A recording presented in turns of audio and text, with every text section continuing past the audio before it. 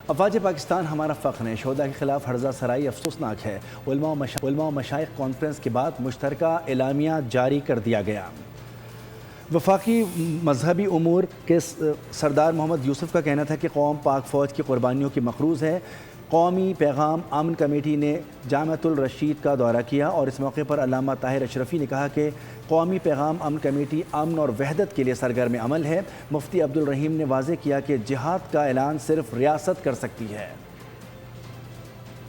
قوم ان عظیم قربانیوں کی مقروض ہے اور شہداء و غازیوں کو خراج عقیدت پیش کرتی ہے کہ ہماری جو افواج ہیں یہ اس ملک کی محافظ ہیں، یہ مجاہد ہیں اور ان کے ساتھ کھڑا ہونا فرض ہے، اور جو لوگ ان سے لڑ رہے ہیں وہ خوارج ہیں، وہ باغی ہیں، وہ محارب ہیں، ان سے لڑنا فرض ہے، اور جو ہمارے افواج ہیں ان کے ساتھ کھڑا ہونا ضروری ہے۔ میری مائیں جب اپنے بیٹے رخصت کرتی ہیں، اس فوج کی مائیں جو آپ کے بیٹے اور بھائی ہیں، خدا کی قسم میں نے کبھی کسی فوجی سے نہیں سنا کہ اس نے کہا ہو کہ میں اپنی ماں کو کہہ کے گیا تھا کہ ماں دعا کرنا واپس آؤں، وہ کہتا ہے ماں دعا کرنا رب مجھے شہادت دے دے۔